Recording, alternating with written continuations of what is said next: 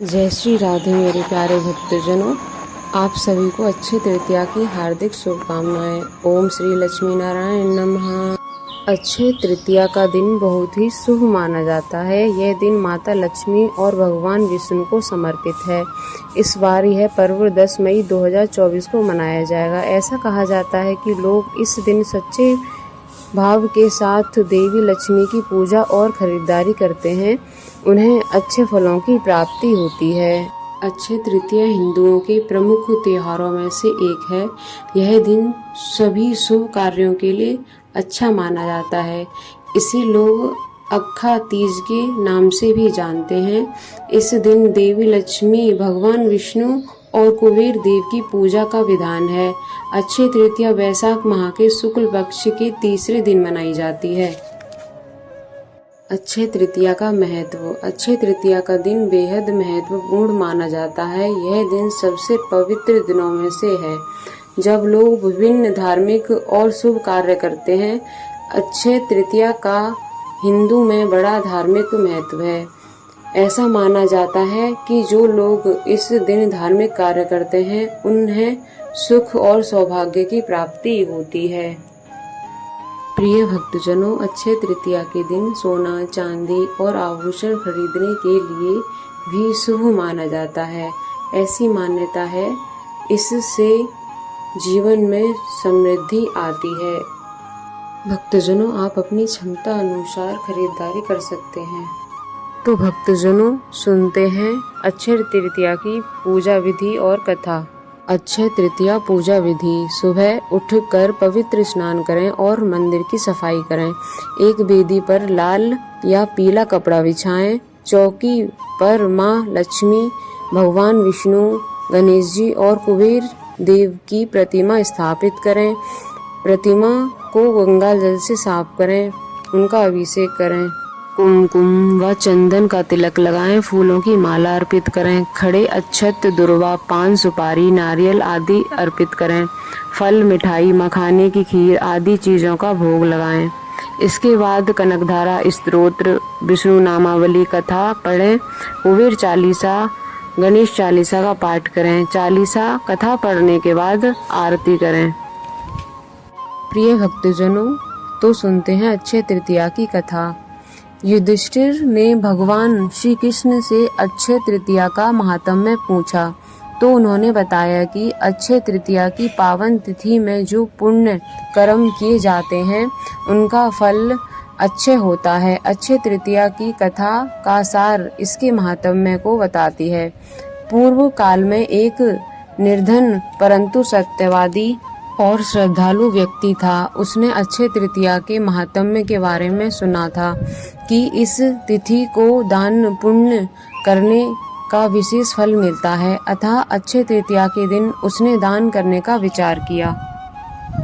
दान हेतु सोना, चांदी, वस्त्र, घड़ा, पंखा, जौ, सत्तू, चावल, नमक, गेहूं, गुड़, घी आदि वस्तुएं भगवान के चरणों में अर्पण कर दान करने का संकल्प लिया।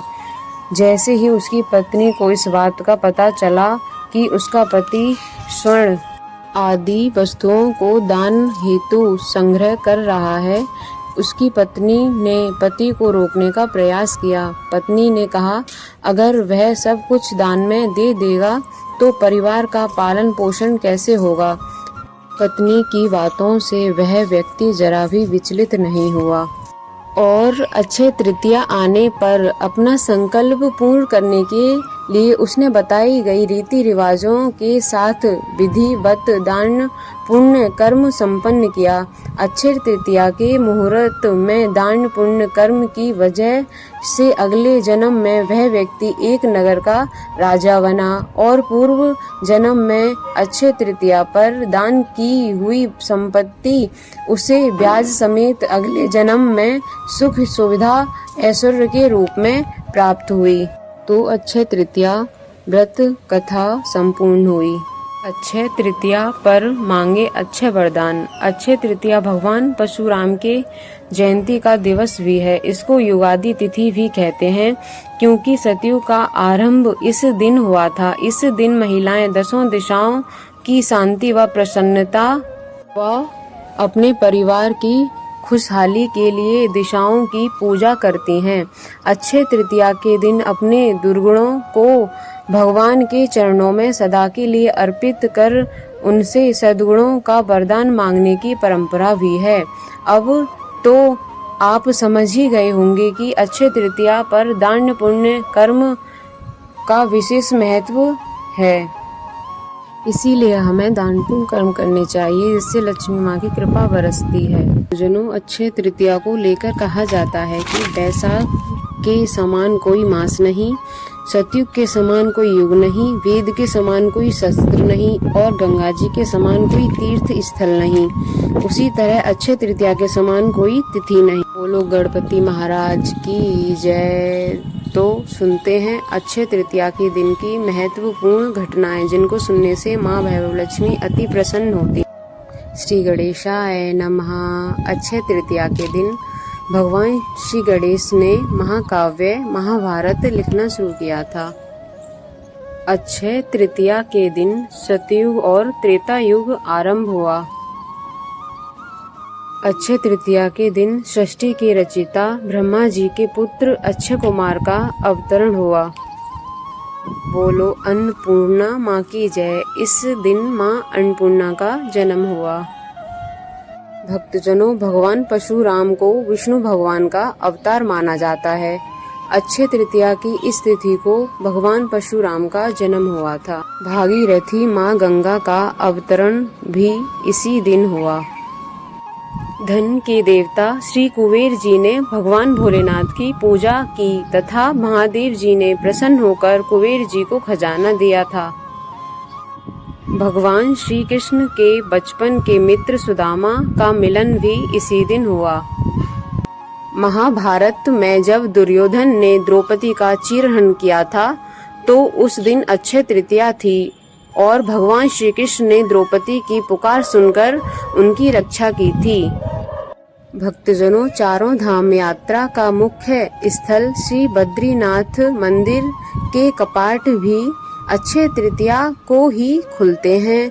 तब लाखों की संख्या में भक्त मंदिर में श्री बद्री नारायण जी के दर्शन करते हैं। श्री कुंज विहारी जी की जय। अक्षय तृतीया के दिन भक्तों को वृंदावन के श्री बांके बिहारी मंदिर में श्री कुंज विहारी जी के चरणों के दर्शन कराए जाते हैं। मेरे प्यारे भक्तजनों, अक्षय तृतीया के दिन इन महत्वपूर्ण घटनाओं को सुनने से लक्ष्मी नारायण जी की कृपा बरसती है। आशा करती हूँ कि आप सभी को इन घटनाओं को सुनकर आनंद प्राप्त हुआ होगा। आप सभी पर माँ भैरव लक्ष्मी जी की और कुबेर जी की असीम कृपा बरसती रहे। प्रेम से बोलो लक्ष्मी नारायण भगवान की जय, कुबेर महाराज जी की जय।